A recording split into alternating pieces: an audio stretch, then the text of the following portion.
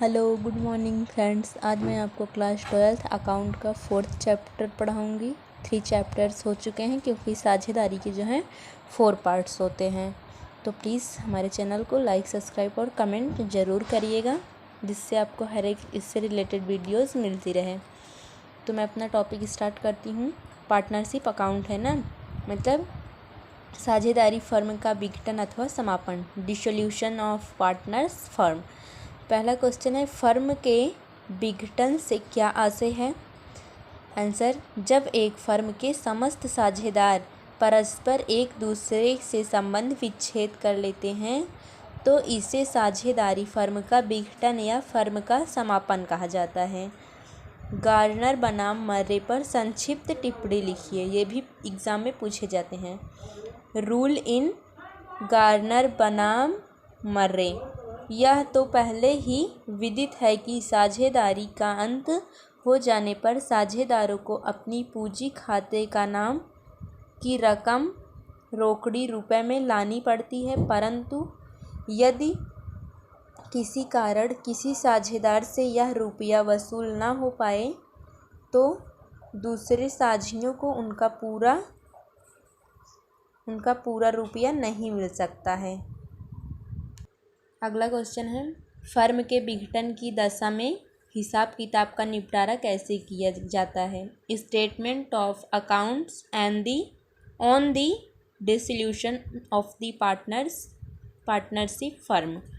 साझेदारी फर्म के समापन पर हिसाब के निपटारे के लिए साझेदारी अधिनियम की धारा 48, 49 तथा 55 के अनुसार निम्नलिखित नियम लागू होंगे। पहला नियम है, हानियाँ सर्वप्रथम लाभ में से पूरी की जाएंगी, तत्पश्चात पूंजी से और अंत में आवश्यकता पड़ने पर साझेदारों द्वारा व्यक्तिगत रूप से उस अनुपात में जिसमें कि वे फर्म के लाभों को बांटने के अधिकारी थे।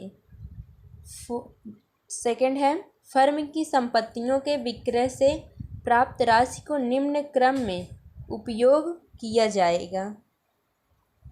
सेकंड का जो है फर्स्ट पॉइंट है, तृतीय पक्ष के ऋणों का भुगतान करने के लिए। सेकंड पॉइंट है, प्रत्येक साझेदार को उसकी पूंजी का आनुपातिक भुगतान करने के लिए।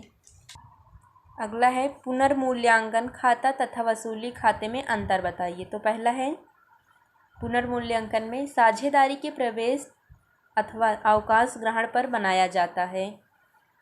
वसूली खाता फर्म के विघटन पर बनाया जाता है।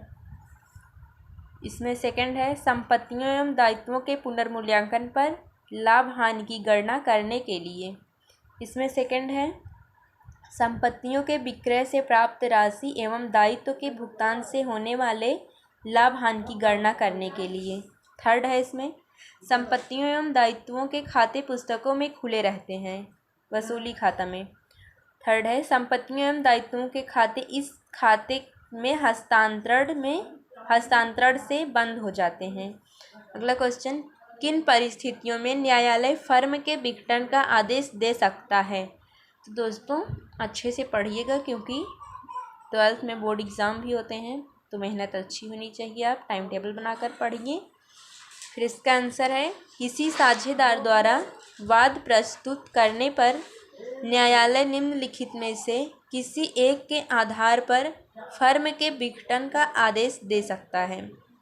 पहला है, किसी साझेदार के अस्वस्थ मस्तिष्क का मतलब पागल हो जाने पर।